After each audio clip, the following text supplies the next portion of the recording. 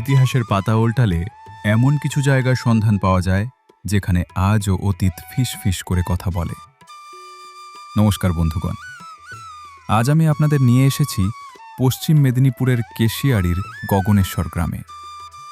আমার পেছনে যে বিশাল ও রহস্যময় স্থাপত্যটি দেখছেন, এটি আজ থেকে প্রায় ৬০০ বছর আগের প্রাচীন কুরুম্বেরা ফোর্ট।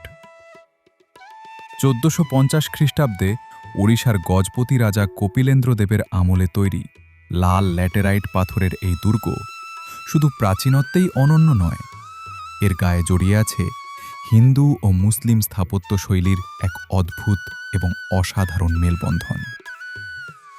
বিশাল প্রাঙ্গণ, সারি সারি খিলানযুক্ত অলিন্দ আর ইতিহাসের নীরব সাক্ষী এই দুর্গ আপনাকে মুহূর্তের মধ্যে নিয়ে যাবে কয়েক শতক পেছনের এক অজানা গল্পে।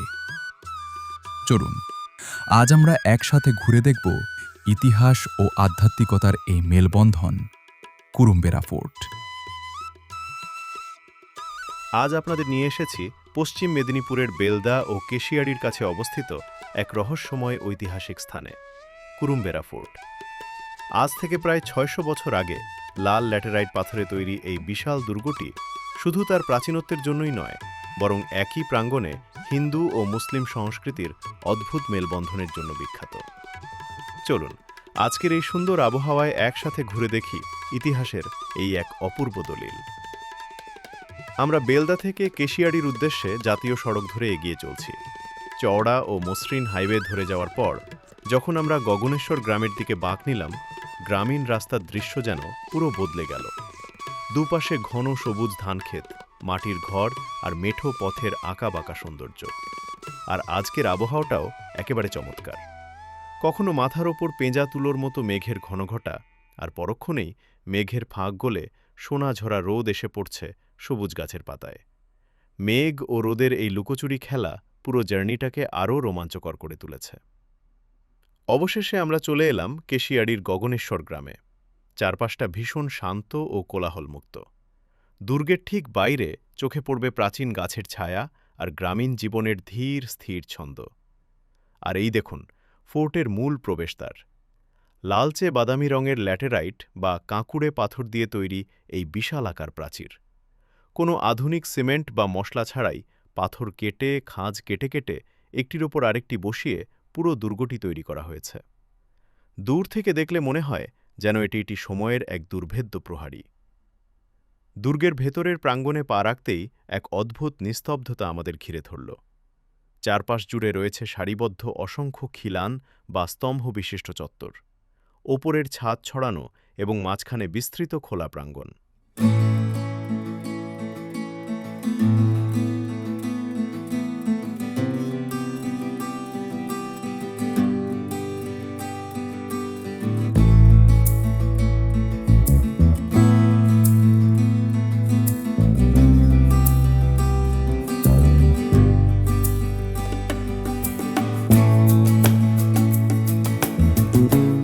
এই স্তম্ভগুলোর ওপর যখন রোদের আলো ছায়ার খেলা পড়ে, তখন এক অপূর্ব দৃশ্য তৈরি হয়। ভেতরে বেশ ঠান্ডা এক আমেজ রয়েছে। এই জায়গায় দাঁড়ালে বোঝা যায় যে প্রাচীনকালে এখানে সেনা ছাউনি বা বড় কোনো রাজনৈতিক সম্মেলন হতো। এবার আসা যাক এই কুরুম্বেরা ফোর্টের আসল ইতিহাসে। ওড়িশার রাজার আমল ১৪৫০ খ্রিস্টাব্দ। ইতিহাসবিদদের মতে ১৪৫০ খ্রিস্টাব্দে ওড়িশার গজপতি রাজা কপিলেন্দ্র দেবের রাজত্বকালে এই কুরুম্বেরা স্থাপত্যের নির্মাণ শুরু হয়। এটি মূলত একটি শিব মন্দির ও তার চারপাশের সুরক্ষা প্রাচীর হিসেবে তৈরি হয়েছিল। মোগল ও নবাবী যুগ, সুজাউদ্দিনের সময়।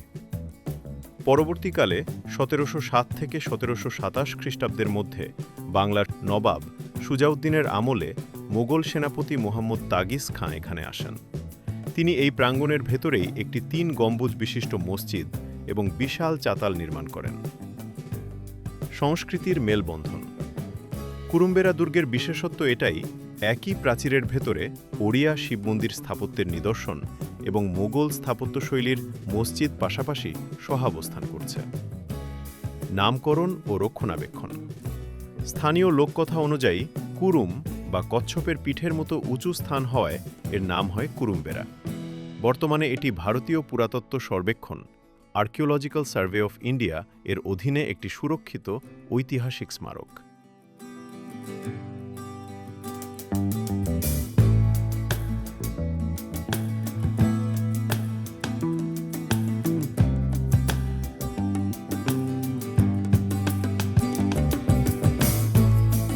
শতাব্দী পর শতাব্দী পেরিয়ে গেছে, কিন্তু আমি আজও মেদিনীপুরের গগনেশ্বর গ্রামের নিঃশব্দ বুফে স্থির হয়ে দাঁড়িয়ে আছি। আজ থেকে প্রায় ৬০০ বছর আগের কথা, ১৪৫০ খ্রিস্টাব্দে ওড়িশার প্রতাপশালী গজপতির রাজা কপিলেন্দ্র দেবের হাত ধরে আমার জন্ম হয়েছিল। লাল ল্যাটেরাইট বা কাঁকুড়ে পাথর কেটে কেটে কোনো আধুনিক সিমেন্ট ছাড়াই শিল্পীরা আমায় রূপ দিয়েছিলেন এক বিশালাকার ও দুর্ভেদ্য দুর্গ হিসেবে। তখন আমার প্রাঙ্গণে ছিল মহাদেবের ভক্তি আর শিবলিঙ্গের পবিত্র উপস্থিতি।